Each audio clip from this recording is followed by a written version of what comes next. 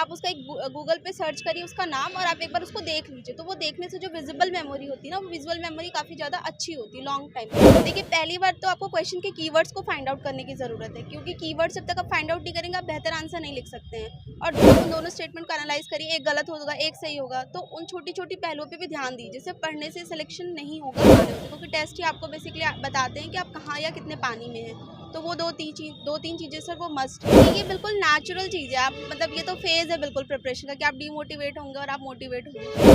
Hello दोस्तों, नमस्कार। स्वागत है एक बार फिर से एक नए वीडियो में।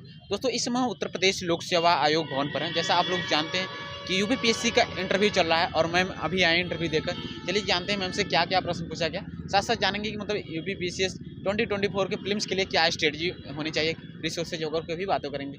सो मैम, हमारे तरफ से और जो प्यारे विवेश वीडियो देख रहे हैं उनके तरफ से भी स्वागत है हमारे चैनल पर। Thank you so much sir. First of all ma'am आपसे जानेंगे कि आपका नाम क्या है और आप कहाँ से हैं। सर मेरा नाम निधि शुक्ला है, मैं अयोध्या डिस्ट्रिक्ट से हूँ सर, और मैंने अब बीए की पढ़ाई करी है सर। उसमें मेरे हिस्ट्री सोशियोलॉजी और इंग्लिश सब्जेक्ट्स थे। और सर ये मेरा सेकंड इंटरव्यू था और थर्ड अटेम्प्ट था। आपका मीडियम क्या रहा इंग्लिश मीडियम में सर। और कहीं करंट में पोस्टेड है मैम? Sorry sir. कहीं आप जॉब कर रहे हैं जैसे कि? नहीं सर, अभी नहीं। अभी तैयारी चल रही जी। है। क्या मतलब सेल्फ स्टडी से या फिर यहाँ कोई कोचिंग ज्वाइन किए थे कैसे? नहीं मतलब मैंने क्लासेस की थी सर, लेकिन मैं मतलब मेन जो है टेस्ट सीरीज़ पे ज़्यादा फोकस थी सर। मेंस की टेस्ट सीरीज़ के साथ साथ सर वो काफ़ी ज़्यादा मार्क्स एनहांसिंग भी है, और सर वो एक मैंडेटरी है। मैम अभी आप इंटरव्यू देकर आ रही हैं, आपसे क्या प्रश्न पूछा गया सबसे पहला है प्रेस करने के बाद? पहली बात तो बिल्कुल भी डरने की ज़रूरत नहीं है, जो बोर्ड है बहुत अच्छा है। मतलब आपके पेरेंट्स और फ्रेंड्स के बाद अगर कोई सबसे अच्छा इंसान है तो वो अभी बोर्ड ही चल रहा है, समझ लीजिए। और वो आपको बच्चों की तरह ट्रीट करेंगे। उन्होंने मुझसे सब्जेक्ट्स में पूछा, जैसे मेरी हिस्ट्री सब्जेक्ट था, तो हिस्ट्री से उन्होंने पूछा कि आप चोल वंश के जो भी एक्सपेंशन उस पर बताइए। और उसके साथ ही साथ उन्होंने बोला कि अगर आप कहीं पे भी एसडीएम पोस्टेड होती हैं तो आप वहाँ पे सबसे पहला काम क्या करेंगी, आप में ऐसी कौन सी दो क्वालिटीज़ हैं जिसको आप मतलब जिसके लिए हम आपको एसडीएम के पोस्ट पर वो करें, पोस्टेड करें सर। और फिर उन्होंने पूछा कि अगर आपका इस बार भी नहीं होता तो आप आगे क्या करेंगी, तो फिर उसमें आंसर था कि आगे भी कोशिश करते रहेंगे सर। ये सारी चीज़ें क्वेश्चन उन्होंने पूछी। सर मेरा इंग्लिश था तो सर ने काफ़ी ज़्यादा इंग्लिश पे क्वेश्चंस करे, पोइट्रीज़ पूछी, पोइट्री के नाम पूछे और उसकी मीनिंग पूछी सर, इस तरीके से उन्होंने पूछा। और सर वुमेन के लिए बहुत क्वेश्चन थे, जैसे वुमेन एम्पावरमेंट या फिर वुमेन की लाइफ में आपको प्रॉब्लम्स क्या दिखती है, या फिर उत्तर प्रदेश में क्या दिक्कतें हैं। 2-3 पॉलिटी से रिलेटेड केसेस भी उन्होंने पूछे सर, जिसका मुझे पता नहीं था तो मैंने सॉरी कह के फिर हट गई सर। ये सारे करंट क्वेश्चन। बेसिक क्वेश्चन जैसे अभी हाल फिलहाल में IPC CrPC hit and run cases ऐसे कुछ? नहीं, मेरा जो ये इंटरव्यू था सर वो पूरा का पूरा ग्रेजुएशन सब्जेक्ट्स पे चला है सर, और अभी तो मुझे याद नहीं आ रहा कुछ करंट पे उन्होंने कुछ पूछा हो। जी सर। आज थोड़ा सा हम बात करेंगे अभी मैम, अगली 9 महीने में 2024 का प्रीलिम्स होने वाला है। आई होप कि आप भी फॉर्म भरी होंगी। हाँ, फॉर्म तो फिल किया है। थोड़ा सा मतलब क्या आप भी तैयारी कर रही हैं एज ए लर्नर के रूप में, तो कैसे क्या आखिरी समय में कैसे तैयारी कीजिए, इस 2 महीने में क्या स्ट्रेटजी होनी चाहिए?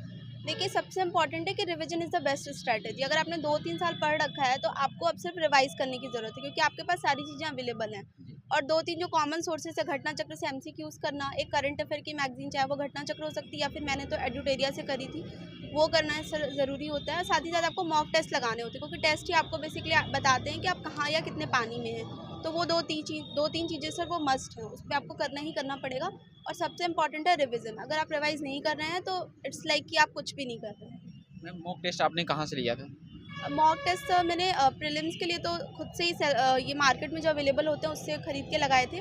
मेंस के लिए मैंने मेक आई से टेस्ट लिया था सर, और इंटरव्यू का तो सर प्रीलिम्स में मतलब मॉक टेस्ट लगाते समय किन चीज़ों का ध्यान रखें, कैसे एनालाइज करें? देखिए पूरा का पूरा नॉलेज बेस पे आप टेस्ट पेपर मत दीजिए, क्योंकि अब जो प्रीलिम्स है वो पूरा पूरा नॉलेज बेस नहीं, वो एनालिटिकल बेस्ड भी हो रहा है। तो आप अपने दिमाग का एनालिसिस, ऑब्जर्वेशन, या कुछ कुछ चीज़ें उसमें ऐसी होती हैं जो बिल्कुल ही कॉन्ट्राडिक्टिंग होती हैं दो स्टेटमेंट में, तो आप उन दोनों स्टेटमेंट को एनालाइज करिए, एक गलत होगा एक सही होगा, तो उन छोटी छोटी पहलुओं पे भी ध्यान दीजिए, जिससे पढ़ने से सिलेक्शन नहीं होगा। You need to focus more on the analytical part of the paper.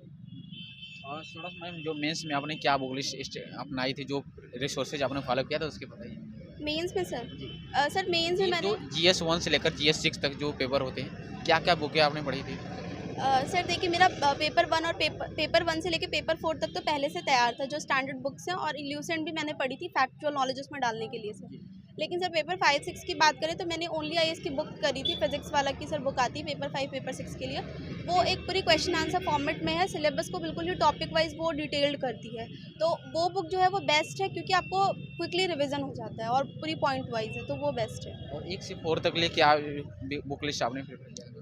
Book list तो जैसे जो बेसिक होता है हिस्ट्री के लिए जो ये स्पेक्ट्रम हो गई या फिर बाकी चीज़ें, लेकिन मेंस के टाइम में आपके पास इतना समय होता नहीं कि आप उतनी मोटी मोटी बुक्स को पढ़ पाइए, तो बेहतर है कि आप लिखिए ज़्यादा पढ़िए कम, ये ज़्यादा अच्छा होता है। और सो हम आंसर राइटिंग की शुरुआत कैसे करें?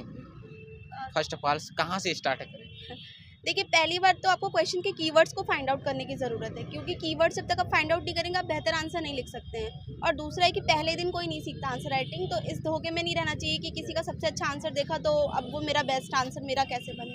आप जब तक नहीं लिखेंगे तब तक आपका मतलब अच्छा नहीं होगा, तो कम से कम आपको 60-70 टेस्ट लिखने पड़ेंगे, उसके बाद जाकर के आपका अच्छा होगा, छोटे और बड़े मिला के। और करंट अफेयर्स कहीं न कहीं वेरी इंपॉर्टेंट रोल है, तो इसके लिए क्या रिसोर्सेज पढ़ा था और क्या डेली मतलब क्या आपकी रूटीन होना चाहिए? देखिए करंट अफेयर में बेसिकली वही है रिवीजन, क्योंकि इतने फैक्ट्स इतने डेटा स्पोर्ट्स में ही आपको 50-60 फैक्ट मिल जाते हैं, तो वो आपको दिमाग में कैरी करना होता है और वो एक साथ कैरी करने के लिए इंपॉर्टेंट है आप रिवीजन करिए। साथ ही साथ आप विजुअलाइजेशन टेक्निक का भी यूज़ कर सकते हैं। जैसे कि अगर आप फॉर एग्जांपल आपने कोई स्पोर्ट्स पर्सन देखा और आपको उसको बार बार याद नहीं हो रहा है, आप उसका एक गूगल पे सर्च करिए उसका नाम और आप एक बार उसको देख लीजिए, तो वो देखने से जो विजिबल मेमोरी होती है ना, वो विजुअल मेमोरी काफ़ी ज़्यादा अच्छी होती है, लॉन्ग टाइम तक के लिए होती है। आपने तो क्या वो पढ़ा था इसके लिए? करंट अफेयर्स के लिए क्या मैंने एडुटेरिया की मैगजीन करी थी और उसके साथ जो उसमें एमसीक्यूज होते हैं वो सॉल्व किया था। एनसीईआरटी इस पीसीएस एग्जाम में कहाँ तक मस्ट में? बेसिक्स के लिए तो बहुत ज़्यादा नेसेसरी है, क्योंकि जनरली होता है आपने कि पढ़ा था? हाँ, मैंने अच्छे से पढ़ा, मेरे पास सारे नोट्स भी बने एनसीईआरटी के। अगर बात करें किस सब्जेक्ट से एनसीईआरटी वेरी इंपॉर्टेंट होती है, अगर कुछ स्पेसिफिक हो तो आप सजेस्ट कर सकते हैं? जी, देखिए हिस्ट्री और ज्योग्राफी के लिए तो बिल्कुल ही मस्ट है, आप उसको कहीं भी लेफ्ट ओवर नहीं कर सकते, क्योंकि वो एक क्रोनोलॉजी सेट करती है हिस्ट्री में कि कब पहली बार क्या चीज़ हुई, दूसरी बार क्या चीज़ हुई। तो 6 to 8 तक की एनसीईआरटी हिस्ट्री में और 6 to 8 तक की ज्योग्राफी में। 11th और 12th की आपको हिस्ट्री जो है आपको सिर्फ 12th की करनी है, और अगर आपको ज्योग्राफी है तो आपको 11th और क्लास 12 दोनों की करनी है।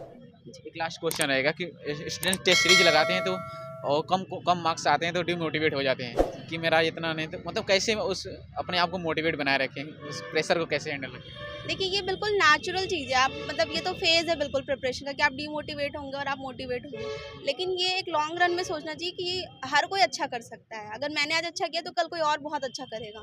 तो ये हमेशा दिमाग में रहना चाहिए कि डीमोटिवेशन बहुत टेम्परेरी है और मोटिवेशन बहुत लंबा रखना पड़ता है। और thank you so much ma'am, हम ऊपर वाले से प्रार्थना करेंगे कि आप इस बार एसडीएम बन जाए। जी, थैंक यू सो मच। और thank you so much friends, कोई भी क्वेरी तो कमेंट सेक्शन में जरूर बताइएगा। Thank you.